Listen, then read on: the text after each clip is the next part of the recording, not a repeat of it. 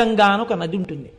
ఆ రావణ గంగా అనబడేటటువంటి నదిలో సౌగంధికములు, కురువిందములు, స్ఫటికములు అని 3 దొరుకుతాయి. ఇందులో స్ఫటికములు, కురువిందములు అని 2. స్ఫటికములు తెల్లగా ఉంటాయి. స్ఫటికం అంటే దానికి పెద్ద మీకు తెలియక్కర్లేదు. స్ఫటికం అంటే తెలుపు. స్ఫటికము తెల్లగా ఉంటుంది. కురువిందము పద్మరాగమణి కనుక ఎర్రగా ఉంటుంది. ఈ పద్మరాగం కానీ స్ఫటికం దగ్గర పెట్టారనుకోండి, ఈ పద్మరాగము యొక్క కాంతి స్ఫటికాన్ని కప్పేస్తుంది. ఈ ఎరుపులో తెలుపు ఉండిపోతుంది. ఇది కూడా ఎర్రగా ప్రకాశిస్తుంది. కానీ అది మాత్రం పద్మరాగాన్ని పక్కకి తీస్తే మళ్ళీ తన తెలుపులోనే ఉంటుంది. ఆ ఎరుపు తెలుపుని ఎరుపులా కనపడేటట్టు చేసిందేమో కానీ అది మాత్రం ఎప్పుడూ తెల్లగానే ఉంది. ఆ తెలుపు శివుడు, ఈ ఎరుపు అమ్మ. ఈ ఎరుపు పద్మరాగమణి, ఆ తెలుపు పరమశివుడు. ఈ పద్మరాగమణి ఎంత ఎర్రగా ఉంటుంది అన్నారు.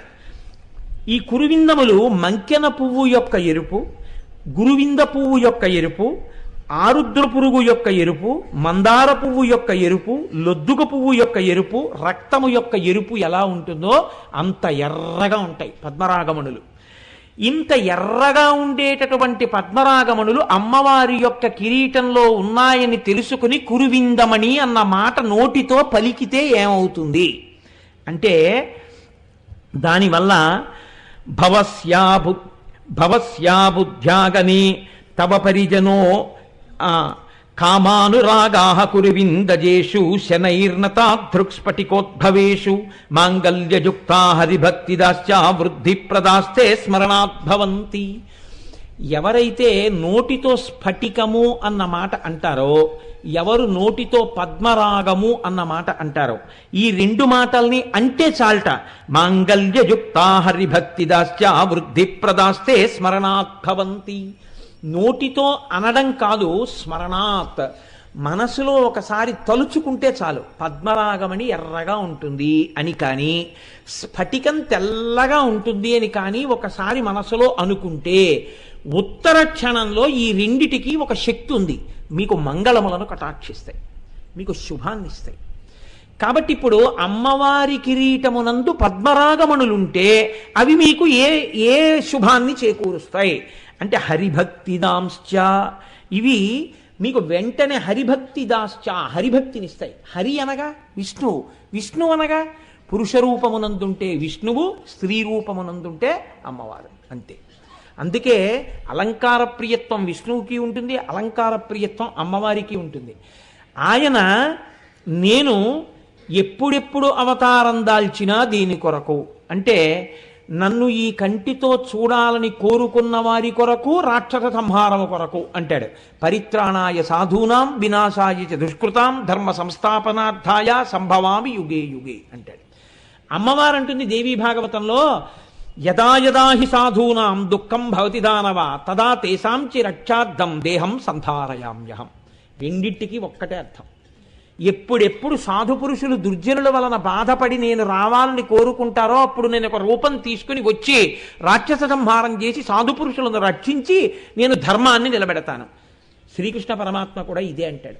పుంస్వరూపంతో ఆయన ఏమంటాడో స్త్రీ స్వరూపంతో అమ్మవారు అదే అంటుంది. కాబట్టి అమ్మవారి యందు భక్తి కలగడానికి పద్మరాగమణి యొక్క పేరు నోటితో తలుచుకుంటే చాలు, మనసులో స్మరిస్తే చాలు. నోటితో పలికిన, మనసులో స్మరించిన అమ్మవారి యందు భక్తి కలుగుతుంది. అమ్మవారి యందు భక్తి కలగడం అంటే ఏమిటి? మీరు లలితా సహస్రం తెలియకుండా చదివితే ఒకనాడు అమ్మవారు మీకు దాని వెనక ఉన్న రహస్యం తెలుసుకునే అవకాశాన్ని కృపచేస్తుంది. ఓహో, నాకున్న నాలుకకు ఒక పరిధి ఉంది, ఈ పరుధులు మీకు అర్థమవుతాయి. ఆవిడ కిరీటం పెట్టుకుని ఉంది, చూస్తోంది. ఇది మీకు రాగానే మీకు భయం ఉంటుంది. ఈ భయం ఉండగానే ప్రవర్తన చక్కబడిపోతుంది. ఒకరి కోసం కాదు, ఆవిడ చూస్తోందన్న భయంతో జాగ్రత్త పడిపోతారు. ఈ జాగ్రత్త వచ్చేటట్టుగా అమ్మవారి ఎడల భక్తి కలగడం, భక్తితో పాటుగా ఆవిడ చెప్పిన మాట అతిక్రమించడానికి భయం కూడా కలగడం. ఈ రెండూ కలగడం అనబడేటటువంటి మంగళం దేని వల్ల వస్తుందంటే కురువిందమణి శ్రేణి కనత్కోటి ఇరమండిత అని కురువిందమణి అన్న మాటని నోటితో పలకడం వల్ల వస్తుంది. మనసులో ఎర్రగా ఉంటుంది, పసుపచ్చటి బంగారు కిరీటంలో ఎర్రటి మణి పెట్టుకుని ఉంటుంది అన్నది మీరు ఇక్కడ చూడగలిగితే మీకు ఆ ఫలితం వస్తుంది. అందుకని ఆ మాట అమ్మవారు వసిన్యాది దేవతలతో చెప్పించింది తప్ప తను పెట్టుకున్నారని చెప్పడానికి కాదు. ఈ మాట మీరంటే మీకు అమ్మవారి ఎడల భక్తి కలిగితే, భక్తితో పాటు భయం కలిగితే, భయముతో కూడిన భక్తి చేత మీరు మీ యొక్క పరుదులను తెలుసుకుని జాగ్రత్తగా ప్రవర్తిస్తే ఆఖరణ మీరు మళ్ళీ అమ్మవారిలోనే చేరేటట్టుగా అనుగ్రహింపబడి మీ కుటుంబం అంతా సంతోషంగా ఉండాలని అమ్మవారు ఈ నామాన్ని లలితా సహస్రంలో ఇప్పించింది. కాబట్టి ఇది ఈ నామము యొక్క పరమ ప్రయోజనం. అయితే మీరు ఒక్కటి ఆలోచించండి, ఇక్కడ మీరు ఒక విషయాన్ని కొంచెం జాగ్రత్తగా పట్టుకోవాల్సి ఉంటుంది. బాగుందండి మీరు ఈ మాట చెప్పారు, కానీ కిరీటం పెట్టుకున్న వాళ్ళందరూ కూడా తామే సార్వభౌమాధికారులు కారు. ఎందుకనంటే ఒక తహసీల్దార్ ఉంటాడు, ఆయన ఒక కిరీటం పెట్టుకున్నాడు అనుకోండి, ఆయన మండలాధికారి అనేవారు పూర్వం. ఆయన ఒక కిరీటం పెట్టుకుంటాడు, చిన్న కిరీటం. ఈ మండలాధికారి ఒక సామంతరాజు ఉంటాడు చక్రవర్తి దగ్గర, సామంతరాజు ఉంటాడు. ఆ సామంతరాజు ఓ కిరీటం పెట్టుకుంటాడు, సేనాపతి ఓ కిరీటం పెట్టుకుంటాడు, రాజుగారు ఒక కిరీటం పెట్టుకుంటారు. ఈ సామంతరాజు గారు చక్రవర్తి దగ్గరికి వెడతాడు, ఆ చక్రవర్తి దగ్గర చక్రవర్తి ఓ కిరీటం పెట్టుకుంటాడు. అందరి కిరీటముల కన్నా పెద్ద కిరీటం ఎవరు పెట్టుకుంటారంటే, శోభాయమానమైన కిరీటం ఎవరిది అంటే చక్రవర్తి పెట్టుకునేటటువంటి కిరీటం శోభాయమానమై ఉంటుంది. ఎందుకని? చక్రవర్తి లేనప్పుడు, చక్రవర్తి దూరంగా ఉండగా తన రాజ్యాన్ని తాను పాలిస్తున్నప్పుడు సామంతరాజు ప్రభువు. సామంతరాజు ఎక్కడో ఉన్నప్పుడు ఒక మండలాన్ని పరిపాలిస్తున్నటువంటి వాడు ప్రభువు. కానీ ఆయన కనపడినప్పుడు ఈ కిరీటానికి విలువ తగ్గిపోయింది. ఈయన కిరీటం పెట్టుకుని ఉన్నా ఎంత పన్ను వసూలు చేస్తున్నావా అన్నాడు అనుకోండి, సామంతరాజు వచ్చి మండలాధికారిని, అయ్యా 100 బస్తాలు పండితే 6 బస్తాలు పుచ్చుకుంటున్నాను అన్నాడు అనుకోండి, పుచ్చుకోకో, వాళ్ళు ఇబ్బంది పడుతున్నారట, 4 పుచ్చుకో అన్నాడు అనుకోండి, ఈ కిరీటం అధికారం ఏమైంది? ఆ కిరీటం తగ్గించేసింది. ఇప్పుడు ఈయన ఏం చేయాలి? 4 బస్తాలే పుచ్చుకోవాలి. ఈయన సామంతరాజు చక్రవర్తి దగ్గరికి వెళ్ళి కప్పం కట్టాడు, ఎంత పుచ్చుకుంటున్నావో నీ దగ్గర పన్ను అన్నాడు. 100 బస్తాలు పండితే 4 బస్తాలు పుచ్చుకుంటున్నాను మహాప్రభు అన్నాడు. వద్దు, వాళ్ళు చాలా ఇబ్బందుల్లో ఉన్నారని చెప్పారు, ఎందుకు పుచ్చుకుంటున్నావు 4 బస్తాలు? 3 పుచ్చుకో, నాకు కట్టేది కూడా కొంత తగ్గించుకో అన్నాడు. ఇప్పుడు ఈ కిరీటం గౌరవం ఏమైంది? ఆ కిరీటం ముందు తగ్గిపోయింది. ఆ కిరీటం కూడా ఏ కిరీటం ముందైనా అలాగే తగ్గిపోతుందా? చక్రవర్తి కిరీటం కూడా తగ్గిపోతుంది. ఎక్కడో తెలుసా అండి? సమస్త లోకములను పరిపాలించేటటువంటి కంటికి కనపడని ప్రభువు యొక్క కిరీటము ముందు ఈ కిరీటాలు కూడా పనికిరాని కిరీటాలు. ఆ కిరీటం, ఈ కిరీటాలు నిలబడడానికి హేతువై ఉన్నది. ఆ శక్తి ఆవిడలోంచి వస్తోంది. అందుకే పూర్వం చాలా గొప్ప పూజ చేసి చక్రవర్తి యొక్క పరమ ఆంతరంగిక పరివారం అని ఉంటారు, వారు తప్ప వేరొకరు ముట్టుకోరు. రాజదండాన్ని ఎవరు పడితే వాళ్ళు వెళ్ళి ముట్టుకుని తీసుకొచ్చి, ఎవరు పడితే వాళ్ళు వెళ్ళిపోయి పట్టుకొచ్చి, రాజుగారు ఇదిగోనండి అని చెప్పి ఏదో పట్టుకొచ్చి చేతిలో పెట్టడానికి వీల్లేదు రాజదండాన్ని. అలాగే చక్రవర్తి ధరించేటటువంటి ఖడ్గం ఉంటుంది, ఖడ్గాన్ని ఎవరు పడితే వారు ముట్టుకోరు. ఆ ఖడ్గాన్ని ముట్టుకోవాలన్నా పట్టుకొచ్చి ఇవ్వాలన్నా దానికి ఒక ప్రయోజనం ఉంటుంది, దానికి ఒక గొప్ప అధికారం ఉన్న వాళ్ళు ఉంటారు, వాళ్ళు తప్ప పట్టుకుని ఇవ్వకూడదు. అంత గొప్ప విజయనగర సామ్రాజ్యం పతనమైపోవడానికి కారణం ఏమిటో తెలుసా అండి మీకు? దక్షిణ భారతదేశంలో ఎదురులేని రాజ్యంగా పరిఢవిల్లి కృష్ణదేవరాయల చేత పరిపాలింపబడి శత్రువుల చేత కన్నెత్తి చూడబడని విజయనగరం పతనమైపోవడానికి కారణం ఒక్కటే. అనువంశికంగా వస్తున్నటువంటి ఖడ్గాన్ని, రామరాయల వారి ఖడ్గాన్ని ఒక రోజు రాత్రి యుద్ధభూమిలో శిబిరంలో ముట్టుకోవడానికి అధికారం లేని వ్యక్తి ముట్టుకున్నాడంతే, విజయనగరం పతనం అయిపోయింది. తల్లికోట యుద్ధంలో అందరి బుద్ధి కప్పబడిపోయిందంతే. ఏటికి అవతల ఒడ్డున శత్రు సైనికులు ఉన్నారు, ఏటికి యువతల ఒడ్డున రామరాయలు ఉన్నాడు. రామరాయలు బొటనవేలుతో రాసేస్తాడు ఆ సైన్యాన్ని, అంత సైన్యం రామరాయల్ది. చిన్న విషయానికి పడిపోయాడు అంతే. బాగా చీకటి పడ్డాక శత్రు సైనికులు ఏం చేశారంటే ఎడ్ల బళ్ళకి 8 కాగడాలు కట్టి కొన్ని వేల ఎడ్ల బళ్ళు నదికి అవతల వైపుకి తోలారు. నదికి ఆవల వైపు రామరాయల సైన్యం ఉంది, కాగడాలు వెళ్ళిపోతున్నాయి ఇలా నిలబడినట్టుగా. చీకట్లో అట్నుంచి చూసిన రామరాయలు అనుకున్నాడు, శత్రు సైన్యం అంతా నది ఎగువకు వెడుతోందంటే అక్కడ దాటి మన మీదకి వస్తుందన్నమాట. సైన్యం అంతా రాత్రికి రాత్రి ఇటువైపు నుంచి కాగడాలు ఎట్టెడుతున్నాయో అటు అనుసరించండి అన్నాడు. అటు ఎడ్లబళ్ళు వెళ్ళిపోయి రామరాజు సైన్యం అంతా నది కట్టి వెళ్ళిపోయింది. తెల్లవారుతోంది, శత్రు సైన్యం ఇక్కడే నదిని దాటి వచ్చి మీద పడిపోయారు, లేదు సైన్యం దగ్గర. అంతకు ముందు రోజు రాత్రి ఆ ఖడ్గాన్ని ముట్టుకున్నాడు ఒక వ్యక్తి, అంతే. ఏనుక్కి తీసుకొచ్చి రామరాయలు ఎక్కే భద్రగజానికి నల్లమందు పెట్టేశారు. అది గీంకరించి రామరాయల్ని తొండం పెట్టి కిందకి లాగేసింది, పొడి చేశారు. విజయనగరం పతనం అయిపోయింది. 6 నెలలు దోచుకున్నారు విజయనగరాన్ని. హంపి విజయనగరం పెడితే గుండె చెరువు అయిపోతుంది చూసిన వాడికి. అరే రే, ఇదా ఇవాళ దీని స్థితి అని. మా మోహన్ రావు గారు మేము వెళ్ళాం మొన్న శృంగేరి వెళ్ళినప్పుడు. కన్నుల నీరు వస్తుంది చూస్తే. ఒక్కొక్క వస్తువుకి అంత శక్తి ఉంటుంది. అటువంటి వాటిల్లో రాజదండం, ఖడ్గం, కిరీటం అంత గొప్పవి. ఆ కిరీటం అధికారమునందు హద్దులు చెప్తుంది.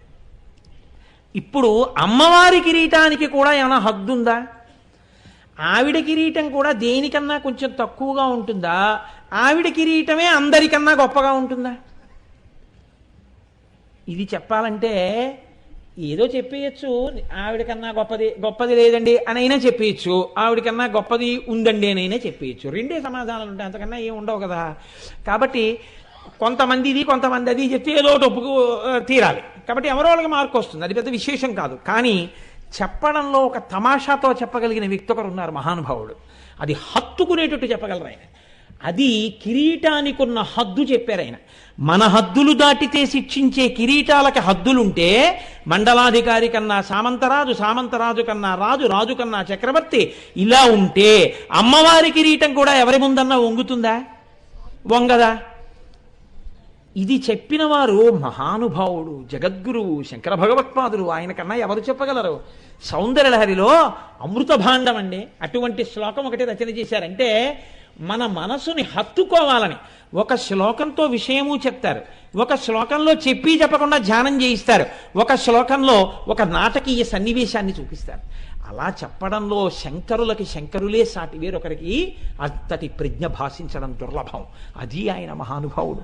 ఆయన అంటారు, కిరీటం వైరించం పరిహరపుర కైటబభిద కఠోరే కోటీరే స్థలసిజహిజం భారి మకుటం ప్రణమ్రేష్వేతేషు ప్రసభముపయాతస్య భవనం భవస్యాభ్యుత్థానే తవ పరిజనోక్తిర్విజయతే. ఇందులో శంకరాచార్యులు వారు అంటారు, అమ్మవారు ఒకనాడు సింహాసనం మీద కూర్చుందిట. అమ్మవారు సింహాసనం మీద కూర్చుంటే అమ్మవారిని సేవించడం కోసమని చెప్పి వచ్చి కూర్చున్నారు కొంతమంది. ఆయన ప్రభువు, ఆయన ముందు కూర్చోకూడదు అన్న భయానికి గుర్తేమిటో తెలుసా అండి? ఆయన తేజస్సు మీరు తట్టుకోలేరని గుర్తేమిటంటే ఆయనకి ఎదురు మీరు కూర్చోకూడదు, ఆయనకు ఒక పక్క కూర్చోవాలి. అందుకే ప్రభువు సింహాసనం మీద కూర్చుంటాడు, మంత్రి సామంతులు పురజనులు అందరూ ఇలా ఉంటారు తప్ప ఎదురుగుండా ఎవరు కూర్చోరు చక్రవర్తికి. ఆయన దగ్గరకు వచ్చినా, ఆయనతో మాట్లాడినా చెయ్యి అడ్డు పెట్టుకుని అలా మాట్లాడవలసింది. ఆయన సభలో కూర్చుని ఉండగా దేని తర్వాత ఏది జరగాలి అన్నది ఆయనే చెప్తారు. ఎంతో మహాపురుషులైతే తప్ప లోపలికొచ్చి సభ జరుగుతుండగా ఫలానా వాళ్ళు వస్తున్నారు అని చెప్పకూడదు. సభ నడుస్తున్నప్పుడు సభా కార్యక్రమం జరగాలి. ఆవిడేదో జరిపిస్తోంది కార్యక్రమం. ఎవరున్నారు సభలో? చతుర్ముఖ బ్రహ్మగారు ఉన్నారు. ఈ లోకములన్నిటినీ సృష్టి చేస్తాడు ఆయన. సృష్టి చేసేటటువంటి బ్రహ్మగారు కూర్చుని ఉన్నారు. అంటే ఇప్పుడు బ్రహ్మగారు ఉన్నారు అనగానే మీకు విషయం గుర్తు రావాలి. ఎన్ని తలకాయలతో ఉన్నాడు? 4 తలకాయలతో ఉన్నాడు. 4 తలకాయల మీద 4 కిరీటాలు ఉన్నాయి. శ్రీ మహావిష్ణువు ఉన్నారు, ఆయన తల మీద ఓ కిరీటం ఉంది.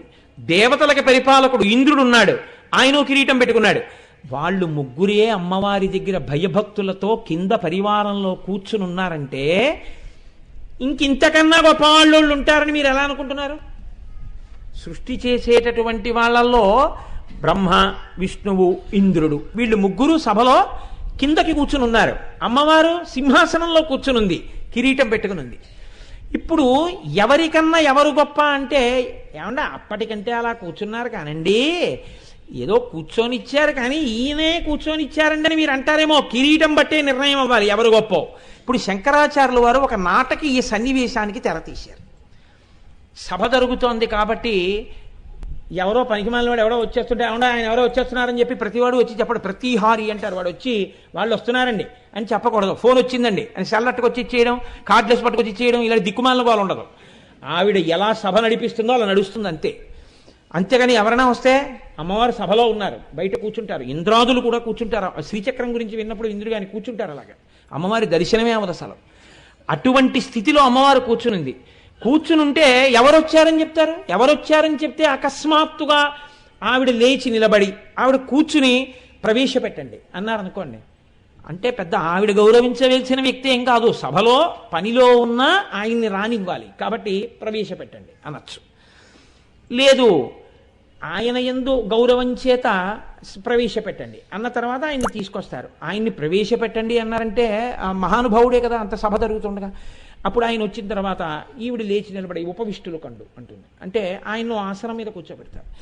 ఎవరైనా ఒక మహాపురుషుడు అనుకోండి, ఏమో పళ్ళెం పెట్టి కాళ్ళు కడిగి అవి చెయ్యొచ్చేమో, కిరీటం మీద ఆవిడ కూడా చల్లుకోవచ్చేమో. అలా జరిగిందే. ఎవరైనా వచ్చారని చెప్తే ఓహో వారు వచ్చారా అని ఒకసారి ఈవిడ అందరూ లేచి నిలబడ్డారు అనుకోండి, ఈవిడ లేచి నిలబడ్డారు, అందరూ లేచి నిలబడ్డారు. అప్పుడు ఏ కిరీటం కన్నా ఏ కిరీటం గొప్పది? కిరీటాల పోటీయే ఉంది ఇక్కడ. కాబట్టి శంకరాచార్యులు వారు అన్నారు, ఒక ప్రతిహారి పరిగెత్తుకొచ్చి అన్నట్ట, అమ్మా మీకు ఓ మాట చెప్తున్నాం, భవస్యాభ్యుద్ధానే. భవుడంటే లోకములనన్నింటినీ పోషించగలిగిన వాడు. భవ ఇత్యుచ్యతే మూర్తిర్భవస్య పరమాత్మనః అంటుంది లింగపురాణం. అమ్మా పరమశివుడు సభలోకి విజయం చేస్తున్నారు అన్నాడు. అనేటప్పటికిట కూర్చుని చెప్పండి అని వింటోంది ఆవిడ. ఇప్పుడు అతను మెల్లిగా వచ్చి అమ్మగారికి ఏదో చెప్పాలి అంటే మంత్రులు వింటారు. ముందు శ్యామలాదేవి వాళ్ళు ఏమిటి అంటారు. అంటే ఫలానా వాళ్ళు వచ్చారు అంటే ఆయన వెళ్ళిపోతాడు.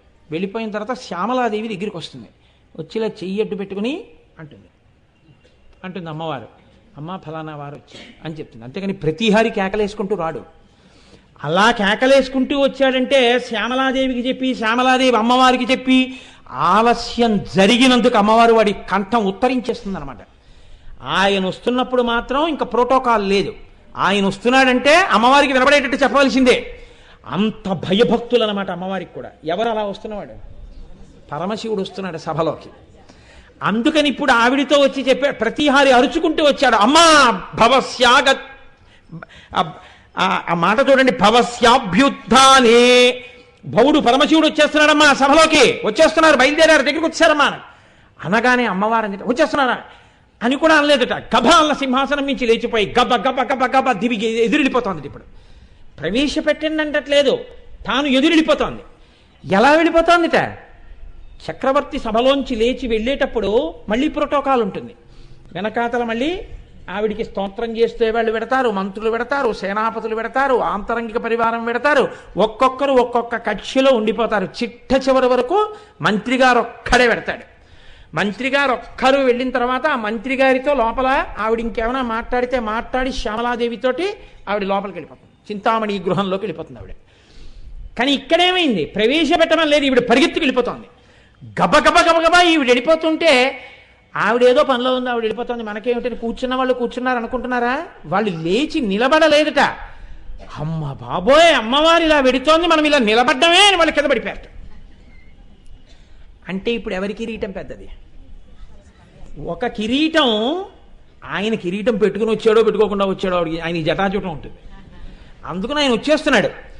ఆయన్ని మీరు చూడలేదు, ఇంకా కిరీటం పెట్టుకున్నాడో పెట్టుకోలేదో. ప్రతిహారి చెప్పాడంతే, మీకు చెప్పారు శంకరాచార్యులు వారు శివుడు కిరీటం పెట్టుకొచ్చాడని. ఇంకా ఆవిడ వెడుతోందని చెప్పారు. కిరీటం ఆయన పెట్టుకున్నాడో పెట్టుకోలేదో మీకు తెలియదు. కానీ పెట్టుకున్న కిరీటాలన్నీ ఏమయ్యాయి? ఆవిడ అంత గబగబా వెళ్ళిపోతున్నా, ఆవిడ ఏదో పని మీద వెళ్తున్నారని వీళ్ళు వెంటనే సరే మళ్ళీ వస్తుందని కూర్చోలేదు. ఆవిడ గబగబా దిగిడుతోంది అంటే హఠాత్ సంఘటన, ఎవరు ఊహించలేదు. ఎవరు ఊహించనప్పుడు ఆవిడ అలా వెడుతున్నా వీళ్ళందరూ నేల మీద పడిపోయారు. పడిపోతే ఇప్పుడు ఆవిడ తొందర, శివుడు వచ్చేస్తున్నాడని గబగబా వెళ్ళిపోతుంది ఆవిడ బయటికి. వెళ్ళిపోతుంటే చెలికెత్తాలని అంటున్నారట. వాళ్ళు అమ్మవారు వెళుతుంటే పరిగెత్తుకుంటే గబగబా చుట్టూ వచ్చేసారు. ఏదో Z+ కేటగిరీలో ఉన్నవాడు అటు ఇటు పెడుతుంటే బ్లాక్ క్యాట్ కమాండోస్ కూడా పరిగెత్తినట్టు వాళ్ళ చెలికెత్తులు పరిగెత్తుకుంటూ వచ్చన్నట్టు, అమ్మ కిరీటం వైరించం, అమ్మ ఇది బ్రహ్మగారి కిరీటాలు, 4 కిరీటాలు, జాగ్రత్త జాగ్రత్త, కాళ్ళకి తగులుతాయి, తప్పుకో తప్పుకో అంటున్నారట. కొంచెం వెనక్కుండా తలగైంది వెనకది అంటారట. అమ్మ జాగ్రత్త, తగులుతాయి తగులుతాయి తగులుతాయి అని అమ్మవారికి తప్పుకోండి తప్పుకోండి అని చేతులు పట్టుకుంటున్నారట. అమ్మవారు ఇలా చుట్టాలు లేట కిందకి వెళ్ళిపోతుంది. వీళ్ళు అమ్మ బాబాయ్ అమ్మవారి పాదాల దగ్గరికి వస్తున్నాయి, ఇంతే చాలు, ఏ కారణమైతేనే దండం పెడదామంటే అక్కడికి ఎలాగో వెళ్ళడానికి కుదరదు, అవి లేచి వెళ్ళిపోతుంది. అందుకని వాళ్ళు అనుకోకుండా పాదాలు వచ్చాయి, వాళ్ళు కింద పడిపోయారట కిరీటాలతో, పడిపోయి పెడుతున్నారు, అమ్మ కిరీటాలు తగులుతాయి అని చిలికెత్తులు అంటున్నారట. అంటే చెప్పకుండా చెప్తున్నారు ఏ కిరీటం పెద్దది, అమ్మవారి కిరీటం పెద్దది ప్రస్తుతం వరకు కదండి. అందుకని ఆవిడ వెళ్ళిపోతోంది. చిలికెత్తులు అంటున్నారట కిరీటం వైరించం హరిహరపుర కైటబిద, అమ్మా బ్రహ్మగారి కిరీటాలు, ఇది కైటభుడు అనేటటువంటి రాక్షసుణ్ణి మర్దించినటువంటి శ్రీ మహావిష్ణువు యొక్క కిరీటం, చాలా కఠినంగా ఉంటుందమ్మా ఈ కిరీటం. ఇది కిరీటం మీదకి బాణాలు వేస్తారు. శ్రీ మహావిష్ణువు స్థితికారకుడు, ఎప్పుడు లోకాల్లో ధర్మానికి హాని వచ్చిందంటే యుద్ధానికి వెళ్ళిపోయేది ఆయనే. కాబట్టి ఆయన కిరీటం మిగిలిన కిరీటాల్లో ఉండదు, అటువంటి కిరీటం. కాబట్టి అమ్మ అది చాలా కఠినంగా ఉంటుంది, నీ పల్లవమైన పాదములకు తగులుతుందేమో, అమ్మ జాగ్రత్త జాగ్రత్త, ఏమన్నా శ్రీ మహావిష్ణువు గారు వెనక్కొండండి అంటున్నట్ట. అమ్మవారు గబగబా వెళ్ళి అమ్మ గబుక్కుని తగులుతుందేమో, ఆ పాదం ఎంత కోమలమైన పాదం అమ్మా, తగిలితే ఇంకేమైనా ఉందా, జాగ్రత్త జాగ్రత్త అంటున్నారట. అందుకని పరిహరపుర కైటబిద, పరిహర తీసేయి, అమ్మ వెనక్కెళ్ళు అంటున్నారట. కఠోరే కోటీరే స్థలసి జహిజం భారి మకుటం, అసలు ఇంద్రుడి దగ్గరికి వచ్చేటప్పటికి అన్నారట, ఏ ఇంద్ర అమ్మవారు ఎడుతోంది, ఏంటా కిరీటంతో అలా అడ్డంగా పడిపోతావు, తీసేయి కిరీటం, అమ్మా ఆ కిరీటాన్ని తప్పించుకో, దాటేసేయి, దాని దగ్గర నుంచి కాలేయకు, కిరీటం నుంచి దాటేయి అంటే అమ్మవారు ఆ కిరీటం నుంచి దాటి వెళ్ళిపోయినా కూడా దానికి పూజ. అంటే బ్రహ్మాది దేవతల యొక్క కిరీటములే హఠాత్తుగా ఆవిడ సభలోంచి లేచి వెడుతుంటే నేల పడిపోయి ఆవిడ పాదముల దగ్గర అమ్మో తల్లి పాదములని నేల మీద పడి ప్రణిపాతం చేస్తున్నాయి. అంటే ఆవిడెవరు? శ్రీ మహారాజ్ఞి. ఆవిడ ఆజ్ఞలను అందరూ పాలిస్తారు తప్ప ఆ కిరీటం వేరొవరి దగ్గర వంగేది కాదు. మరి ఎందుకు పరిగెడుతోంది?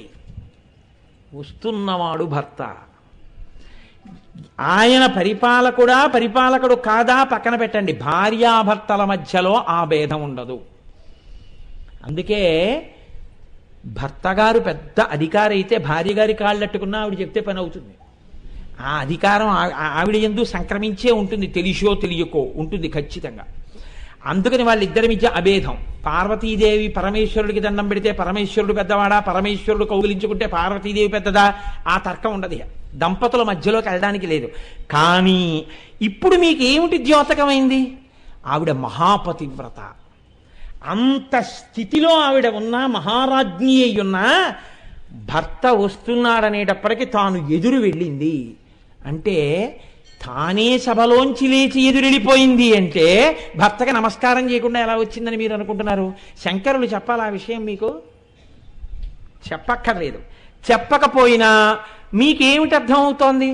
ఆ కిరీటం భర్త ముందు మాత్రమే వంగుతోంది, ఇంకెవరి ముందు వంగట్ల. ఆవిడ పాదముల ముందు మిగిలినవన్నీ వంగుతున్నాయి. కాబట్టి ఆ కిరీటమే పెద్ద కిరీటము. ఇప్పుడు ఆ కిరీటంలో ఉన్న పద్మరాగమణులు నువ్వు చూడగలిగితే, ఆ కిరీటంలో ఉన్న పద్మరాగమణుల గురించి నువ్వు 4 మాటలు అనగలిగితే నీ జీవితం ఏమైపోతుంది? ఉత్తర క్షణంలో భక్తి కలుగుతుంది. భక్తి అనగానేమి? నేను ఇందాకే మీకు చెప్పా, హద్దుని మీరు తెలుసుకుని జీవించుట. పైన ఒకడున్నాడు, జాగ్రత్తగా ఉండాలి, చూసేవాళ్ళు ఉన్నారనేటటువంటి హద్దు తెలుసుకోవడం. ఈ హద్దు తెలుసుకునేటప్పటికీ భక్తి భయములతో జీవించుట, ఇది మీకు అబ్బుతుంది. ఇది అబ్బితే ఏమవుతుంది? ఇలాంటి వాళ్ళందరూ చేతులు కలిపి ఉట్టి కొట్టేవాడిని పైకెక్కించుకుంటారు, ఒకటి తర్వాత ఒకటి ఉట్టి కొడతాడు. దీనికి సాధనమేమి? కిరీట దర్శనము. అందుకని కురువిందమణి శ్రేణీ కనత్కోటి ఇరమండిత. ఈ భక్తి ఉంటే నువ్వు ఏ స్థితిని పొందుతావు అని అడిగారు. ఏమంటే మోక్షం రావడమేనా, ఇంకేమైనా కూడా ఉంటుందా? అమ్మవారి యందు భక్తితో ఉన్నవాడు ఏ స్థితిని పొందుతాడన్నారో తెలుసా అండి? ఏది చెప్పినా శంకరాచార్యులు వారు చెప్పాలండి, మహానుభావుడు. ఆయన తప్ప చెప్పగలిగిన వాడెవరు? ఆయన అంటారు, తనీయాం సంపాంశుం తవ చరణ పంకేరుహభవం విరించి సంచిన్వన్ విరచయతి లోకాన వికలం వహత్యేనం శౌరి కథమమి సహస్రేణ శిరసాం హర సంక్షుజ్యైనం భజతి భస్మోద్ధూళన విధిం. చతుర్ముఖ బ్రహ్మగారు ఈ లోకాన్నంతటినీ సృష్టి చేసేటప్పుడు ఎక్కడా తప్పు లేకుండా సృష్టిస్తున్నాడు. మనిషి కడుపున మనిషి, కుక్క కడుపున కుక్క, పిల్లి కడుపున పిల్లి, అందరికీ ముఖమే ఉండాలి. ముఖంలోనే ముక్కు, ముఖంలోనే కళ్ళు, ముఖంలోనే చెవులు, ముఖంలోనే నోరు, ముఖంలోనే అదేంటి లేకపోయినట్టయితే లలాటము. ఇన్ని సృష్టించిన ఒక వ్యక్తిని పోలి ఇంకొక వ్యక్తి ఉండడు. అందరూ ముఖాలే, అన్ని తలకాయలే అయినా ఒక మనిషిని పోలి ఇంకొక మనిషి లేకుండా సృష్టి చేస్తున్నాడు. ఇంత శక్తి బ్రహ్మగారికి ఎక్కడి నుంచి వచ్చింది? తనీయాం సంపాంసుం, అమ్మవారి పాదములకు పట్టినటువంటి రజస్సు మట్టిని చల్లుకోలేదుట. అమ్మవారి పాదములకు ఉన్నటువంటి మట్టిలో ఉన్న ఒక లేశ కణాన్ని తీసి తన కిరీటం మీద వేసుకున్నట్ట. ఇంత శక్తి వచ్చింది. నువ్వు కూడా నీకిచ్చిన శక్తిని అమ్మవారి పరం చేసి ఆవిడ పాదముల దగ్గర తల ఉంచి నమస్కరించి, అమ్మా నే చేస్తున్నది నీ అనుగ్రహంతో అని ఆవిడ పాద ధూళి నీ శిరస్సును వేసుకోగలిగితే నీకున్న విభూతి ఏ స్థాయిలో ప్రకాశిస్తుందో, నువ్వు ఎంత స్థితిని పొందుతావో ఆలోచించుకో. కాబట్టి తనీయాం సంపాంసుం తవ చరణ పంకేరుహభవం విరించి సంచిన్వన్ విరచయతి లోకాన వికలం వహత్యేనం శౌరిహి కథమమి సహస్రేణ శిరసాం. ఏమి మాటలేసేస్తారోనండి శంకరాచార్యుల వారు. అమ్మవారి పాదములకే ఉన్నటువంటి ధూళికణాన్ని శిరస్సు మీద వేసుకున్నారట శ్రీ మహావిష్ణువు. వేసుకుని ఏం చేస్తున్నారు? 1000 తలలతో ఈ భూమిని మోస్తున్నారట. అదేమిటండి విష్ణువు భూమిని మోసినట్టు ఎక్కడుందండి లోకంలో అంటే, శంకరాచార్యుల వారి ప్రజ్ఞ ముందు ఎవరైనా తలవంచవలసిందే. ఆయన అన్నారు వహత్యేనం శౌరిహి, శౌరి మోస్తున్నాడు అన్నారు. శౌరి అన్న మాట కృష్ణుడికి ఉంది. శౌరి అంటే సూర్యుడి యొక్క మనవడు. ఆ సూర్యుడు అనేటటువంటి ఆయన కొడుకు వసుదేవుడు, వసుదేవుని యొక్క కుమారుడు కృష్ణ భగవానుడు. సూర్యుడికి పౌత్రుడు కనుక శౌరి అని పేరు. శూరుడికి కొడుకు వసుదేవుడైతే వసుదేవుడికి చెందినటువంటి భార్య రోహిణీ గర్భమునందు పుట్టిన బలరాముడు కూడా శౌరియే. ఎందుకు నా సూర్యుడికి మనవడే అవుతాడు కాబట్టి. ఇప్పుడు బలరాముడు కూడా శౌరి అయితే ఆ బలరాముడు శేషాంశ, శేషుడు బలరాముడిగా వచ్చాడు. కాబట్టి ఆ శేషుడు 1000 పడగలతో భూమిని మోస్తాడు. కాబట్టి ఇప్పుడు శౌరి అన్న మాట విష్ణువాంశ శేషుడికి కూడా వర్తిస్తుంది. అలా వచ్చారు శంకరాచార్యులు గారు. ఒక్క మాటతో మిమ్మల్ని ధ్యానం చేయిస్తారు. శౌరి ఎలా చెందుతుంది అన్నారు అనుకోండి, మీరు 50 పుస్తకాలు ఎట్టి చూడాలి. అంటే మొదట్లో అయితే, తర్వాత అమ్మవారి అనుగ్రహం అంటే వెంటనే విడుతుంది, అది వేరు విషయం అనుకోండి. కాబట్టి ఇప్పుడు బలరాముడు శేషాంశలో ఉండగా తన 1000 పడగలతో ఈ భూమిని మోస్తున్నాడు. మొయ్యడము అన్న మాట గురించి మీరు ఒకటి ఆలోచించండి. ఎలా మోస్తున్నట్ట?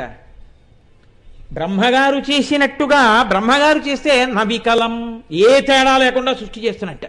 విష్ణువు కూడా అంత గొప్పగా మోసేస్తున్నారా లోకాన్ని? కథమపి, ఎలాగో అలా. అదేమిటి? సృష్టి చేయడం తేలిక, 1 గంట పనో ఓ రోజు పనో ఉంటుంది అది సృష్టి. కానీ స్థితి, డేట్ ఆఫ్ బర్త్ అన్నది కొన్ని క్షణాలతో కూడుకుని ఉంటుంది. దాన్ని బట్టే జాతకం ఉంటుంది. డేట్ ఆఫ్ డెత్ అన్నది నిజానికి 1 క్షణం ఉంటుంది, అయిపోతుంది. ఈ మధ్యలో ఉన్నదే స్థితి. ఇది ఎలా బతికామన్నదే ముఖ్యం. కాబట్టి ఇంతమందిని పరిపాలించడం అంటే మాటలా అండి? కథమపి, భరించడం అంటే పరిపాలించడం కూడా. ఎలా భరిస్తున్నాడో వీళ్ళందరినీ అన్నారు అనుకోండి, ఎలా పరిపాలిస్తున్నాడో వీళ్ళందరినీ అని అర్థం ఉందండి. శౌరి ఇప్పుడు పరిపాలనాంశ కూడా చెల్లింది. ఎలా పరిపాలిస్తున్నాడో అంటే ఇంత తింగరాళ్ళు. ఇంకొక తేలిక మాటలో చెప్పాలంటే, ఎవరం హద్దుల్లో ఉండేవాళ్ళం. వీళ్ళని పరిపాలించడం అంటే మాటలా ఇంత పిపీలికాది పర్యంతాన్ని ఎలా పరిపాలిస్తున్నారు విష్ణువు? కథమపి, అమ్మవారి పాదములకు ఉన్నటువంటి ధూళికణాన్ని తల మీద వేసుకుని. బానే ఉందండి. మరి లయం చేసి ఆయన ఏం చేస్తున్నాడు అంటే, వహత్యేనం శౌరి కథమపి సహస్రేణ శిరసాం హరస్సంక్షుద్యైనం భజతి భస్మోద్ధూళన విధిం. హరుడు అనగా రుద్రుడు ఈ లోకములనన్నిటినీ కూడా లయం చేసేసి ఆ బూది తీసుకుని ఒంటికి రాసుకుంటున్నాడు. అది ఏంటి? ఇలా ఆయన సృష్టించాడు, బాగానే ఉంది. సృష్టించి ఒంటి మీద పెట్టుకోలేదు. విష్ణువు భరించి ఒంటి మీదకి రాసుకోలేదు. రుద్రుడు లయం చేసి ఆ బూది చేసి ఒంటికి రాసుకుంటున్నాడు అన్నారు శంకరాచార్యుల వారు. వాళ్ళిద్దరూ చేయింది ఈయన ఎందుకు చేస్తున్నాడు? ఇది శంకరాచార్యుల వారి ప్రజ్ఞ అంటే. బే ఏదో ఏదో ఒకటి చెయ్యాలి కాబట్టి అండి, అంతా ఉండిపోయింది కదా పౌడర్లా ఉందని రాసుకున్నాడండి అని కాదు. అది మీరు జాగ్రత్తగా ఆలోచిస్తేనే అందుతుంది. ఎందుకు రాసుకుంటున్నాడో తెలుసా అండి? ఈ సృష్టిని ఎలా చేశాడు బ్రహ్మగారు? అమ్మవారి పాదరేణువుని తల మీద దాల్చి భక్తితో చేశాడు. విష్ణు ఎలా పరిపాలించారు దీన్ని? అమ్మవారి పాదరేణువుని తల మీద వేసుకుని భక్తితో పాలించారు ఈ లోకాన్ని. కాబట్టి ఈ లోకం ఎక్కడి నుంచి వచ్చింది? అమ్మవారి పాద రేణువు యొక్క అనుగ్రహంతో వచ్చింది. కాబట్టి ఇప్పుడు దీన్నంతటినీ బూది చేసినా ఇది ఏదైంది? అమ్మవారి యొక్క అనుగ్రహమే బూది రూపాన్ని దాల్చింది. దాన్ని అలా వదిలేస్తే ఎలా? ఇంకా దీన్ని వాడుకోవడానికి నేను ఒక్కడే మిగిలేని ఈ అనుగ్రహాన్ని, ఇది ఇలా వదిలేయడం ఎందుకనా? ఆ అనుగ్రహాన్ని ఒళ్ళంతా రాసేసుకున్నట్ట శంకరుడు. అందుకని విభూతి ధారణ చేశాడు అన్నారు శంకరాచార్య గారు. అమ్మవారి అనుగ్రహాన్ని శంకరుడు ఒంటికి పులుకున్నాడా అన్నారు. ఇది భక్తి కలిగిన వాడికి ఉండేటటువంటి అధికార విస్ఫోటనం. ఏ స్థాయికి ఎదుగుతాడో, ఎదిగి భక్తితో ఎలా ఉంటాడో ఒక్కసారి కురు విందమణి శ్రేణి కనత్కోటి ఇరమండిత అన్న నామాన్ని అర్థం చేసుకుని నువ్వు అనగలిగితే ఇంత తేడా వచ్చేస్తుంది నీ జీవితంలో. నీకు ఏ విభూతి ఉన్నదో ఆ విభూతి అంత స్థాయిలో ప్రకాశించేస్తుందంతే. అంత గొప్ప స్థాయికి వెళ్ళిపోతావు. ఎవరికి తట్టనివన్నీ తడతాయి. ఒక్కొక్కరు చూడండి, ఇంతమంది పరిపాలించారు. కాటన్ దొరగారికి ఒక్కరికే రావడం ఏమిటి ఆలోచన? ఇప్పటికీ కాటన్ దొరగారి పేరు చెప్తే మనం నమస్కారం చేయడం ఏమిటి? ఎంతో మంది లోకంలో పుట్టారు, పెరిగారు, పెద్దవాళ్ళు అయ్యారు. ఎవ్వరూ చేయలేనన్ని ఉపదేశాలు, అన్ని గొప్ప మాటలు చంద్రశేఖర పరమాచార్య స్వామి వారు ఒక్కరే ఎలా చెప్పగలిగారు? కారణ జన్ములు అంటాం. కారణ జన్ములు అంటే అమ్మవారి అనుగ్రహాన్ని జన్మతో పొందినవారు. అలా నీకున్న విభూతి అమ్మవారి పరం చెయ్యడం నువ్వు నేర్చుకుంటే, నాదే ఉందండి ఇదంతా తల్లి యొక్క ధూళికణం తల మీద పడితే ఇలా జరుగుతోంది అని నువ్వు అనగలిగితే నువ్వు ఏ స్థాయికైనా పెరుగుతావు, ఎంత గొప్పవాడివైనా అవుతావు. ముగ్గురు ఈ లోకమును పరిపాలించేవారు ఆ స్థాయిని పొందారంటే ఆ భక్తితోటే పొందారు. నువ్వు కూడా భక్తితో నిలబడగలిగితే ఆ స్థాయిని పొందుతావు. ఆ భక్తి నీకు రావాలంటే అమ్మవారి యొక్క కిరీటములో ఉన్న పద్మరాగమణుల పేరు ప్రయత్నపూర్వకంగా పలుకు. ఇక్కడ ధ్యానం చేస్తే నీకు ఆ అనుగ్రహం కలుగుతుంది. కాబట్టి ఇప్పుడు ఈ కిరీటం గురించి ఈ మాటలు చెప్తే వసిన్యాది దేవతలు చెప్పినా, వ్యాసుడు చెప్పినా అక్కడ వరకే చెప్పారు. కురు విందమణి శ్రేణి కనత్కోటి రమండిత. కానీ స్మరణ మీరు ఎంత బాగా చేస్తే, దాన్ని ఎంత బాగా చూస్తే, లోపల ఎంత పట్టుకుంటే మీ జీవితం అంతా మారిపోతుంది. ఇది చిత్రం. అంటే ఇప్పుడు ఎంత బాగానో పట్టుకోవాలి. ఏమంటే ఎంత బాగానో పట్టుకోవడానికి ఏముంది? ఎందుకన్ని మాటలు నోరు కొట్టుకు చెప్తారు? బంగారం కిరీటం, అందులో పద్మరాగమణులు, ఇంతకన్నా ఏముందండి? పోనీ బంగారంకు ఇంకో కొత్త డిజైన్ ఊహిస్తాం. ఇవాళ పద్మరాగమణుల సైజు ఓ రోజు పెద్దది పెడతాం, ఓ రోజు చిన్నది పెడతాం, అలా ఊహిస్తాం. అంతేగాని నువ్వు ఊరికే ఎందుకు అలా ఇంకా ఊహించు స్మరించు చెప్పు అంటుంటావు అంటారేమో. అలా నీ చెప్తున్నది నా కోసం కాదు, మన మనసు బాగా దాన్ని పట్టుకుని పొంగిపోయేటట్టు ఇంతకన్నా ఒక గొప్పతనంతో చూసి గొప్ప సమన్వయం చేసి మన జీవితాల్ని ఉద్ధరించడానికి మహోత్కృష్ట ప్రయత్నం ఒకటి శంకర భగవత్పాదులు సౌందర్యలహరిలో చేశారు ఈ కిరీటం మీద. అందుకే కిరీటం మీద శంకరాచార్యులు వారు 2 శ్లోకాలు రచన చేశారు. కాబట్టి ఇప్పుడు చూడండి, ఆ శ్లోకంలో అంటారు, గతైర్మాణిక్యత్వం గగనమణిభిః సాంద్రఘటితం కిరీటం తే హైమం హిమగిరిసుతే కీర్తయతి యః సనీడే యచ్ఛాయాచ్ఛురణ సబలం చంద్రశకలం ధనుశౌనాసీరం కిమితి నిభద్నాతి దిశనాం. ఒక గొప్ప విషయాన్ని చెప్పేసి శంకరాచార్యులు వారు అన్నారు, అబ్బే ధ్యానం చేస్తే ఇది ఎవరికి కనపడదండి అన్నారు. నా నిబధ్నాతి, ఎవరికి కనపడదు? ఇది ఆయన వినయం. ఆయన అంటున్నారు, అమ్మవారి కిరీటం అంటే ఎలా ఉంటుందో తెలుసా? కిరీటాలు రకరకాలుగా ఉంటాయి. రామచంద్రమూర్తి పెట్టుకునే కిరీటం ఉంటుంది, చాలా గొప్పగా ఘనంగా ఉంటుంది. సార్వభౌముడు పెట్టుకునే కిరీటం ఉంటుంది, ఏదో అంతెత్తు నుండి దాని మీద ఇలా పడగా అవి ఇవి ఉంటాయి. అమ్మవారి కిరీటం చమత్కారంగా ఉంటుంది. అమ్మవారి కిరీటం ఎలా ఉంటుందంటే శంకరాచార్యులు వారు గుర్తు చెప్తున్నారు, అలాగే ఊహిస్తూ ఉండి ఎప్పుడు ఊహించినా ఎలా ఉంటుందో ఆ కిరీటం. ఎన్నో కిరీటాలు చూసేసి ఇలా ఉంటుంది అనకు. ఎలా ఉంటుందో తెలుసా? ఎవరు చూశారో వాళ్ళు చెప్పాలి. ఆయన చూశారు కాబట్టి మనకి చెప్తున్నారు. కిరీటం విషయంలో ఒక లక్షణం ఉందండి. కిరీట ధ్యానం ఎవరు బాగా చెయ్యగలుగుతారో వాళ్ళకి చాలా దగ్గరగా అమ్మవారి దర్శనం అవుతుంది. మిగిలిన వాటికి ఉండదు అలాగే. కిరీట ధ్యానం బాగా చేసిన వాళ్ళకి అమ్మవారు చాలా సమీపంలో నిలబడి దర్శనమిస్తుంది. అంటే ఎవరు పొందారు ఈ దర్శనాన్ని? శంకరాచార్యులు వారు పొందారు. కాబట్టి ఇప్పుడు శంకరాచార్యులు వారు మనకి దాన్ని అందిస్తున్నారు. ఇది ఆయన త్యాగం. ఇప్పుడు అసలు కిరీటం ఎలా ఉంటుంది? రకరకాల కిరీటాలు ఉన్నాయి. అన్ని ఊహించకు, నేను చెప్తాను, బాగా గుర్తుపెట్టుకో. ఎలా? సనీడే యచ్ఛాయ. సనీడే అంటే పక్షుల యొక్క గూడు. పక్షుల గూడు ఎలా ఉంటుందో పక్షుల గూడు ఇలా ఉంటుంది. మీకు ఇంకా తేలికగా నేను ఉదాహరణ చెప్పాలంటే పుచ్చకాయ ముక్కలా ఉంటుంది. పుచ్చకాయ ముక్క అంటే ఎలాగండి అని మీకు అనుమానం రావచ్చు. నేను మీకు తేలికగా మీరు గుర్తుపట్టాలంటే పుచ్చకాయ కోసేవాడు కోస్తున్నప్పుడు మీరు అలా గమనించండి. ఎప్పుడైనా వాడు ఏం చేస్తాడంటే పుచ్చకాయ తెచ్చి ముందు పడుకోబెడతాడు. ఇలా నిలువుగా కోయడు, ఇలా పడుకోబెడతాడు. పడుకోబెట్టి కత్తితో ముందు సగానికి కోస్తాడు. కోసిన తర్వాత ఏం చేస్తాడంటే అందంగా అమ్మేవాడైతే, ఎవడు పడితే వాడి గురించి నేను చెప్పట్లేదు, ఇప్పుడు ఓ ముక్క తీసేసి ఓ ప్లాస్టిక్ కవర్లో పెట్టి బండి కింద పెట్టేస్తాడు. ఈ మిగిలిన సగం ముక్కని ఏం చేస్తాడంటే ఒక కత్తి పట్టుకుని ఇలా గుండ్రంగా కోస్తాడు. ఇప్పుడు అందులోంచి కాకరకాయ ముక్కల్లా ఇలా గుండ్రంగా వస్తాయి పళ్ళేలాగా. ఇప్పుడు దీన్ని ఏం చేస్తాడంటే మళ్ళీ ఇలా సగానికి కోస్తాడు. ఇలా సగానికి కోస్తే ఇలా అర్ధచంద్రాకారాల్లో వస్తాయి. ఇప్పుడు వీటిని ఏం చేస్తాడంటే గమ్మత్తుగా పెడతాడు ఇలా. ఇది మీరు చూడగానే ఏం చేస్తుందంటే కంటిని ఆకర్షిస్తుంది. తదియనాటి చంద్రరేఖల్లా ఉంటాయి. ఇది తిందామని మీరు ఏం చేస్తారంటే పెడితే ₹1 ₹2 పెడతాడు. అనంతమైన ముక్కలు సృష్టిస్తాడు. ఇప్పుడు ఆ ముక్క పట్టుకుంటే మీరు ఇలా పట్టుకోవడానికి ఉండదు, ఇలా కింద పట్టుకోవాలి. పట్టుకుని మీరు ఈ చివరి నుంచి అందులో ఉన్న ఎర్రగుజ్జంతా తినేస్తే తెల్లగుజ్జుతో ఆకుపచ్చ అర్ధచంద్రాకారంగానే మిగిలిపోతుంది. దీన్ని మీరు కింద పారేస్తే దాని రూపం చెడదు, ఎర్ర గుజ్జు పోతుంది. మేకో గొర్రెో తినేస్తుంది తర్వాత విషయం.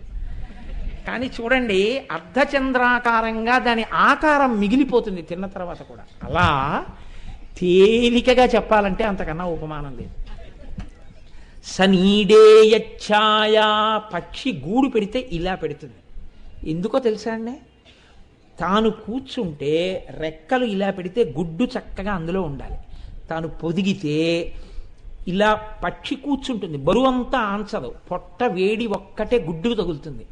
అమ్మ పొట్ట వేడి గుడ్డు పెంకుకి తగిలితే ఆ వేడి లోపల ఉన్న పిండం గ్రహించి పిల్లతనాన్ని పొందుతుంది, ప్రాణం పోసుకుంటుంది.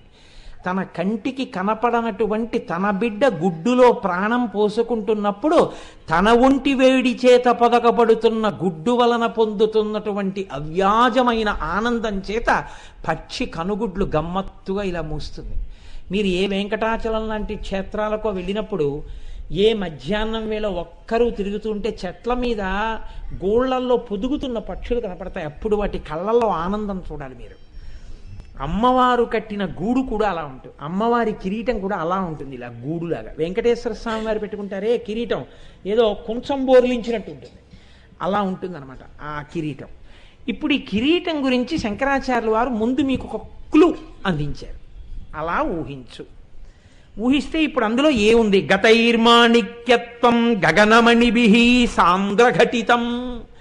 ఇప్పుడు మామూలుగా ఒక రాజు పెట్టుకునే కిరీటం అయితే ఏదో ఇంత బుర్రకాయ ఉంటుంది. అమ్మవారు సమస్త విశ్వములు ఆవహించింది. ఇంత విశ్వరూపిణి అయినటువంటి జగన్మాత తలకి సరిపోయే కిరీటాన్ని ఎవరు తయారు చేస్తారు? దానికి మణులు ఎక్కడి నుంచి వస్తాయి? అందుకని శంకరాచార్యుల వారు అన్నారు, ఆ ఎర్రటి మణులు ఏవో కావు, ద్వాదశాదిత్యులే అన్నారు. 12 సూర్యులే అమ్మవారి కిరీటానికి మణులు. ఆ 12 ఇంద్రుడు, ధాత, పర్జన్యుడు, త్వష్ట, పూషుడు, అర్యముడు, భగుడు, వివస్వంతుడు, విష్ణువు, అంశవంతుడు, వరుణుడు, మిత్రుడు. వాళ్ళ పేర్లు తలుచుకుంటే చాలా ఆరోగ్యం. ఆ ద్వాదశాదిత్యులు అమ్మవారి కిరీటంలో మణులుగా ఉంటారు. ఇప్పుడు మణులుగా ఉన్నారు, బాగుంది. అమ్మవారి కిరీటానికి ఒక్కదానికే ఒక గమ్మత్తుంది, చంద్రరేఖ ఉంటుంది. మిగిలిన కిరీటాలకి చంద్రరేఖ ఉండదు. ఆ చంద్రరేఖ ఎప్పటిది? తదియనాటి చంద్రరేఖ. తదియ కృష్ణపక్షంలోదా శుక్లపక్షంలోదా? కృష్ణపక్షంలో ఉన్నటువంటి తదియనాటి చంద్రరేఖ ఇవాళ ఉందే చంద్రరేఖ ఇంచుమించు ఇవాళ చవితి కాబట్టి ఇది అవుతుంది, ఇది కాదు.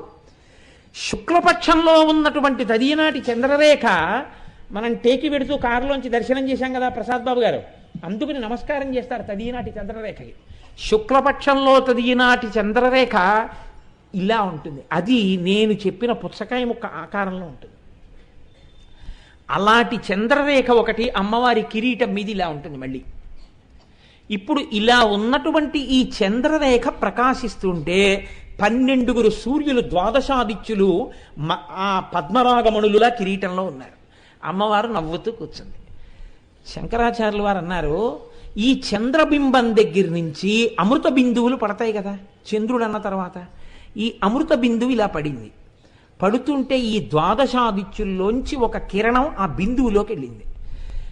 వాన పడుతోంది, సూర్యప్రకాశము ఉంది. సూర్యకిరణం వాన బిందువులోంచి వెళ్ళగానే ఆకాశంలో ఇంద్రధనస్సు వస్తుంది, 7 రంగుల కింద విడిపోతుంది. అలాగే చంద్రుడి నుంచి పడుతున్నటువంటి సుధా బిందువు మీదకి సూర్యకిరణం పడగానే ఎట్నుంచి పడిన కిరీటానికి చుట్టూ ఉన్నాయి ఆదిత్యులు. ఆ సూర్యకిరణం ఇలా పడగానే ఇంద్రధనస్సు వస్తుంది అమ్మవారి కిరీటం మీద, 7 రంగుల కింద విడుతుంది. ఇలా అమ్మవారి కిరీటం చుట్టూ ఇంద్రధనస్సు ఏర్పడుతుంది. నువ్వు బాగా చూశావని గుర్తు ఏమిటంటే నీకు ఆ ఇంద్రధనస్సు కూడా కనపడి ఉండాలి ధ్యానంలో. లేకపోతే ఈ చంద్రరేఖ నుంచి పడుతున్న సుధాబిందువు సూర్యకిరణం అలా వెళ్ళడం, అందులోంచి విడిబడి ఇంద్రధనస్సు కూడా పడడం జరిగింది అంటే నువ్వు బాగా ధ్యానం చేశావు. ఇలా బాగా ధ్యానం చేసిన వాడికి ఇంద్రధనస్సు అన్నది కొత్తగా కనపడింది. అది ఇంద్రధనస్సు అని శంకరాచార్యులు వారు చెప్పరు. ఎంత రహస్యనామం వాడారో తెలుసండి ఆయన. శౌనాసీరం అన్నారు. శౌనాసీరం అన్న మాట ఇంద్రుడికి అమరకోశంలో వాడారు. సైన్యంలో ముందుండి యుద్ధం చేస్తాడు కాబట్టి, ముందు గొప్ప సైన్యం ఉంచుతాడు కాబట్టి ఆయనకి శౌనాసీరం అని పేరు. ఇంద్రుడి యొక్క ధనస్సు ఎలా ఉంటుందో అలా 7 రంగులు విడిపైన ఇంద్రధనస్సు ఏర్పడుతుంది. అంటే మీరు నిజంగా ఇప్పుడు ధ్యానం చేయడానికి ఒక గొప్ప అవకాశాన్ని శంకరాచార్యులు వారు మీకు ఇచ్చేశారు. ఇప్పుడు మీరు కళ్ళు మూసుకొని అమ్మవారి బంగారు కిరీటం, అందులో మణులు, పైన చంద్రరేఖ. లోకంలో ఉండేటటువంటి సంప్రదాయం ఏమిటంటే చంద్రుడు స్వయం ప్రకాశకుడు కాడు, సూర్యుడు స్వయం ప్రకాశకుడు. సూర్యుడి కిరణాలు చంద్రుడి మీద పడితే చంద్రుడు ప్రకాశిస్తాడు. శంకరాచార్యులు వారు అంటున్నారు చంద్రుడి యొక్క ప్రకాశం చేత సూర్యుడి యొక్క ప్రకాశం కలిస్తే ఇంద్రధనస్సు వస్తుంది అంటున్నారు. ఆయన అమ్మవారి అనుగ్రహం వల్ల ఏమైందంటే చంద్రుడు గొప్ప స్థాయిలోకి వెళ్ళిపోయాడు. ఇప్పుడు శంకరుడికి సూర్యశేఖరుడు అని పేరుంది, చంద్రమౌళీశ్వరుడు అని పేరుంది. ఇప్పుడు శంకరాచార్యులు వారు ఈ శ్లోకంలో రహస్యంగా అమ్మవారిని సూర్య చంద్రమౌళీశ్వరి అని నామకరణం చేశారు. ఇప్పుడు ఇలా అనడం వల్ల మీకేం తెలిసింది? అమ్మవారు సూర్య చంద్రమౌళీశ్వరి. ఇప్పుడు మీకు తెలియకుండానే ఈ నామం మీరు పలికేశారు. చంద్రమౌళీశ్వరుడి భార్య చంద్రమౌళీశ్వరి. మీరు మీ ప్రమేయం లేకుండా, మీకు తెలియకుండా ఈ సామ్యాన్ని తీసుకొచ్చి ఆవిష్కరించేశారు కిరీటాన్ని అడ్డు పెట్టుకుని ధ్యానం చేస్తే. ధ్యానంలో ఇలా ఎవరికి దృగ్గోచరమైందో వాడు ఆ క్షణంలోనే జన్మ సార్థకత పొందేశాడు. అయిపోయింది, వాడి జన్మకి సాధించవలసిన ప్రయోజనం సాధించేశాడు. ఒక్క కిరీటం ఎంత స్థాయిలో ప్రయోజనాన్ని తీసుకొచ్చిందో చూడండి. కాబట్టి ఇది శంకరాచార్యులు వారి ప్రతిపాదన. ఎందుకని శంకరాచార్యులు వారు కైలాసానికి వెళ్ళినప్పుడు పరమశివుడు 5 శివలింగాలు ఇచ్చాడు ఆయనకి. 5 శివలింగాల పేర్లు చంద్రమౌళీశ్వర లింగాలే. 5 శివలింగాల్ని శంకరాచార్యులు వారు తీసుకొచ్చి 5 చోట్ల పెట్టారు. ఒకటి కంచిలో ఉంది, ఒకటి శృంగేరిలో ఉంది, ఒకటి చిదంబరంలో ఉంది, ఒకటి కేదార్నాథ్లో ఉంది, ఒకటి నేపాల్ నీలకంఠంలో ఉంది. 5 చోట్ల ఉన్న శివలింగాల పేర్లు చంద్రమౌళీశ్వర లింగాలే. అందుకే శృంగేరి వారు సాయంకాలం పూజ చేసినా చంద్రమౌళీశ్వర ఆరాధన అంటారు, కంచివారు చేసినా చంద్రమౌళీశ్వర ఆరాధన అంటారు. చంద్రమౌళీశ్వరుని భార్య కూడా చంద్రమౌళీశ్వరియే. రూపమునందు ఇద్దరు ఒక్కలా ఉంటారు. ఆ ఇంద్రధనస్సుని అడ్డుపెట్టి మీకు ధ్యానమనందు ఒక కొత్త కోణాన్ని శంకరాచార్యులు వారు తొడిగారు. కాదు, ఇంకొక రహస్యం మీకు చెప్తున్నాను. అమ్మవారి కిరీటం ఏమీ తెలియని వాడికి కూడా దర్శనం అయిపోతుంది. ఏమీ తెలియకపోయినా మీరు చూడొచ్చు అమ్మవారి కిరీటాన్ని. ఎప్పుడు చూడొచ్చో తెలుసా అండి? ఒక్క కార్తీక మాసంలో కృష్ణపక్షంలో వచ్చేటటువంటి చతుర్దశి నాడు అమ్మవారి కిరీటం ఆకాశంలో కనపడుతుంది. అందుకే ఆ చతుర్దశిని రూప చతుర్దశి, కృష్ణ చతుర్దశి అని పిలుస్తుంటారు. కారణం ఒక్కటే, ఎంతమంది దీన్ని పట్టుకోగలరో నాకు తెలియదు కానీ పట్టుకోగలిగిన వారు ధన్యులు. ఒక రాశి చక్రంలో సూర్యచంద్రులు ఇద్దరూ ఎప్పుడూ అమావాస్య నాడు 1 డిగ్రీ దగ్గరే ఉంటారు. అంటే 1 బిందువు దగ్గరే ఉంటారు. అలా గోపాలకృష్ణ గారు నాకు సుతముఖాన్ని అలా బోర్డు ఇస్తే బాగుంది. ఇప్పుడు ఇది ఒక రాశి చక్రం అనుకోండి. రాశి చక్రం అయితే ఈ రాశి చక్రంలో అమావాస్య తిథి నాడు సూర్యచంద్రులు ఇద్దరు ఇక్కడ ఉంటారు. నేను చెప్పేది వినపడుతోందండి? ఇటు తిరిగి చెప్పడంలో ఇద్దరు ఇక్కడ ఉంటారు. ఉంటే ఒక నెలలో 2 పక్షాలు ఉంటాయి, శుక్లపక్షం కృష్ణపక్షం. శుక్లపక్షంలో 15 తిథులు ఉంటాయి, కృష్ణపక్షంలో 15 తిథులు ఉంటాయి. శుక్లపక్షంలో ఈ తిథి ప్రారంభం అవగానే ఒక తిథి వస్తే పాడ్యమి వచ్చిందనుకోండి, చంద్రుడు 13 డిగ్రీలు పెడతాడు, అంటే ఇక్కడికి వస్తాడు. సూర్యుడు 1 డిగ్రీ కదులుతాడు. అంటే ఇప్పుడు సాపేక్ష వేగంలో సూర్యుడి కన్నా చంద్రుడు ఎన్ని డిగ్రీలు ముందుకెళ్ళాడు? 12 డిగ్రీలు ముందున్నాడు. అంటే పౌర్ణమి తిథి వచ్చేటప్పటికి సూర్యుడు ఎక్కడ దాకా వచ్చాడో అక్కడికన్నా 180 డిగ్రీలు ముందుకు వచ్చేస్తాడు చంద్రుడు. 15 12 180 కదండి సాపేక్ష వేగంలో. అంటే అప్పటికి 15 13 195 డిగ్రీలు తిరుగుతాడు చంద్రుడు. 195 డిగ్రీలు ఈయన వస్తాడు ఇక్కడికి, 15 డిగ్రీలు ఈయన వస్తాడు. అంటే ఈయనకి ఎదురుగుండా ఈయన ఉంటాడు. సూర్యుడికి చంద్రుడు ఎదురుగుండా, సూర్యుడు తూర్పు దిక్కునుంటే చంద్రుడు పశ్చిమ దిక్కునుంటాడు. సూర్యుడు పశ్చిమ దిక్కును అస్తమిస్తుంటే చంద్రుడు తూర్పు దిక్కును ఉదయిస్తాడు, ఎదురుగుండా ఉంటాడు. ఇప్పుడు మళ్ళీ 15 తిథులు నడిస్తే అమావాస్య వస్తుంది. మళ్ళీ అమావాస్య వచ్చిందనుకోండి, మళ్ళీ ఈయన ఈ 15 రోజుల్లో 15 13 195 తిరిగి ఈయన కలిసేసుకుంటాడు. ఈయన్ని కలుసుకునే లోపల అమావాస్యకి ముందు చతుర్దశి తిథి నాటికి ఇంకొక 12 డిగ్రీలు దాటితే అమావాస్య కలిసిపోతాడు. అందుకని సూర్యుడు ఇక్కడ ఉన్నాడు అనుకోండి, చంద్రుడు ఇక్కడ ఉంటాడు. 12 డిగ్రీలు మాత్రమే వెనకాలకు ఉంటాడు చంద్రుడు. సూర్యుడు ఇక్కడ ఉంటాడు, చంద్రుడు ఇక్కడ ఉంటాడు. సూర్యుడు చంద్రుడు ఇలా దగ్గరగా ఉన్నప్పుడు ఆకాశాన్నంతటినీ మీరు ఒక మకుటంగా భావిస్తే అసుర సంధ్య వేళలో ఎర్రటి కాంతి వస్తుంటుంది. అది అమ్మవారి ద్వాదశాదిత్యుల పద్మరాగమణుల మీద కాంతిగా భావన చేస్తే, ఇటు చూస్తే సూర్యుడు, ఇటు చూస్తే చంద్రుడు 12 డిగ్రీల తేడాలో మీరు చూస్తే అప్పుడు ఆకాశంలో ఒక ఇంద్రధనస్సుని చూడగలిగితే, కార్తీక మాసంలో కృష్ణపక్షంలో చతుర్దశి తిథి నాడు అలా ఆకాశంలో అసుర సంధ్య వేళలో దర్శనం చేసిన ప్రతి వాడికి అమ్మవారి కిరీట దర్శనం చేసినటువంటి భాగ్యాన్ని ఖాతాలో వేసేస్తారు. అది రహస్యం. దాన్ని మనకి చేయించడం కోసమని శంకరాచార్యులు వారు అదే ప్రయోగాన్ని, ఖగోళ రహస్యాన్ని తీసుకొచ్చి గగనమణిభిః అంటూ ద్వాదశాదిత్యులతో చంద్రుడితో ఇంద్రధనస్సు ఎలా వస్తుందో మనకి ఒక్క కార్తీక మాసంలో చూడకుండా ఎప్పుడైనా కిరీటం చూడడానికి వీలుగా ధ్యానంలో చూడగలిగిన రహస్యాన్ని మనకి ఆయన ఉపదేశం చేశాడు. కాబట్టి ఎంత రహస్యాన్ని దాచారో చూడండి. అయితే విచిత్రం ఏమిటంటే, ఏమండి దీని వలన ప్రయోజనం ఇంతేనా? ఉత్తరక్షణ ప్రయోజనాలు కూడా ఏమైనా ఉంటాయా? ఆర్యా దిశతి అని దుర్వాసో మహర్షి చేశారు. నిన్న రోజున చెప్పానే, మహానుభావుడు అమ్మవారిని ఇలా ఎదురుగుండా చూస్తూ స్తోత్రం చేశారు. ఆ స్తోత్రం చేస్తున్నప్పుడు దుర్వాసో మహర్షి చేత అమ్మవారు ఒక అద్భుతమైన మాట ఒకటి చెప్పించింది. దాన్ని ఆ స్తోత్రంలో అంతర్భాగంగా ఒక శ్లోకం నుంచి ఒక శ్లోకం వరకు పెద్దలు ఏం చేశారంటే దీన్ని కవచము అని నిర్ధారణ చేశారు. ఆ శ్లోకాలు విన్నా, ఆ శ్లోకాలు పలికినా ఉత్తరక్షణ ప్రయోజనం వస్తుంది. దీన్ని సాధారణంగా ఏం చేస్తారంటే ప్రతిరోజు ఇంట్లో యజమాని చదవాలి. ప్రతిరోజు యజమాని చదువుకుంటూ ఉండాలి. యజమాని చదివినా ఎప్పుడైనా తన వారికి ఆపదొస్తోందేమో అని భయం వేసినా స్నానం చేసి ఇది ఒకసారి చదువుకోవాలి. ప్రతిరోజు యజమాని చదువుకోవలసింది కవచం, ఉపదేశం తీసుకుని. అందులో దుర్వాసో మహర్షికి ఎలా కనపడ్డాయో తెలుసా అండి అమ్మవారి యొక్క నామాలు? మనం కురువింద మణిశ్రేణి కనత్కోటి ఇరమండిత అని వశిన్యాది దేవతలు అన్నారు. దుర్వాసుడు అన్నాడు, మహానుభావుడు ఆర్యా దిశతిలో, లలితా పాతు శిరోమే. లలిత అని మీరు అనగానే తలకాయ రక్షింపబడుతుందిట. ప్రమాదం ఏదన్నా ముంచుకొచ్చేస్తుంటే తలకాయకి లలిత అంటే తలకాయ రక్షింపబడుతుంది. లలాటమంబాచ మధుమతి రూప. నుదురు ఏదైనా ప్రమాదానికి గురి కావలసి ఉంటే మధుమతి అన్న మాటతో అమ్మవారిని అంబా మధుమతి అంటే లలాటము రక్షింపబడుతుంది. భ్రూయుగ్మంచ భవానీ పుష్పశరాపాతు లోచన ద్వంద్వం. కళ్ళు 2 రక్షింపబడాలంటే, కళ్ళకి ప్రమాదం జరగకూడదనుకుంటే ప్రతిరోజు ఏమో ఏ రోజున ఏ ప్రమాదం వస్తుందో ఎవరికి తెలుసు. అందుకని పుష్పశరాపాతు లోచన ద్వంద్వం, పుష్పశరా అన్న పేరు ఒక్కసారి పలికితే 2 కళ్ళు రక్షింపబడతాయి. పాయాన్నాసాం బాలా, ముక్కు రక్షింపబడుతుంది బాలా అన్న మాట అంటే. శుభగా దంతాశ్చ, శుభగా అన్న మాట అంటే దంతములు రక్షింపబడతాయి. సుందరీ జిహ్వాం, నాలుక రక్షింపబడుతుంది. తప్పుడు మాటలు మాట్లాడడం, విశేషంగా జిహ్వ కోసం తినడం తగ్గించుకుంటాడు. సుందరి సుందరి సుందరి అన్న మాట వాడితే. అధరోష్టం ఆదిశక్తి, కింది పెదవిని ఆదిశక్తి ఆవహించి ఉంటుంది. అంటే ఈ పెదవికి పెదవి తగిలినప్పుడే కొన్ని అక్షరాలు వస్తుంటాయి.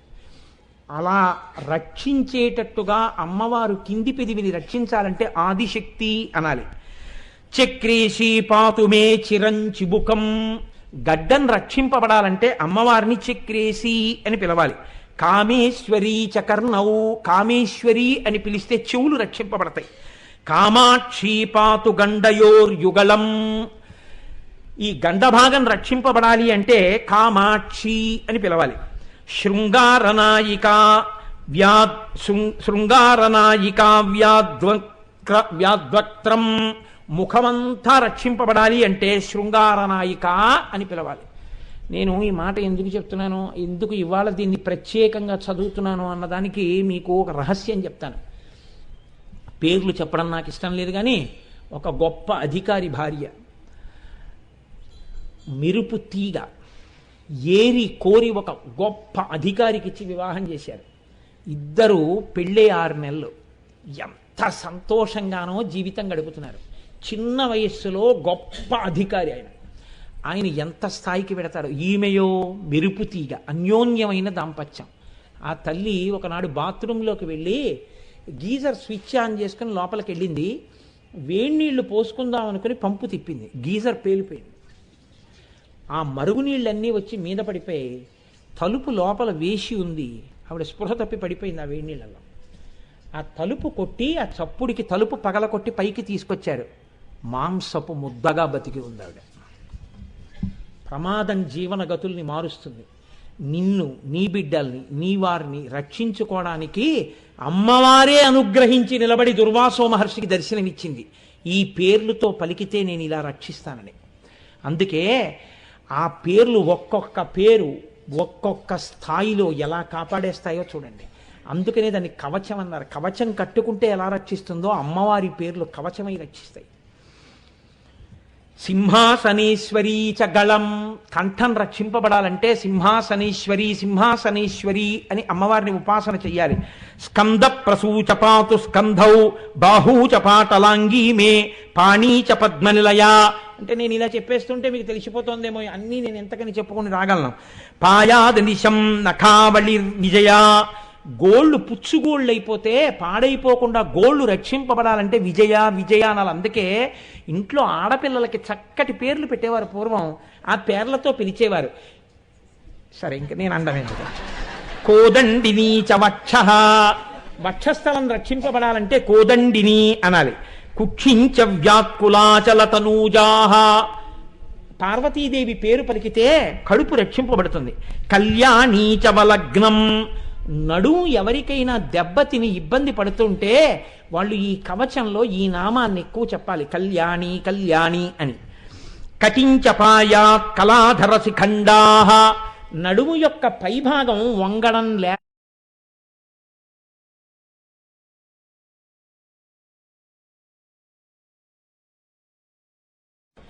రావణగంగా అని ఒక నది ఉంటుంది.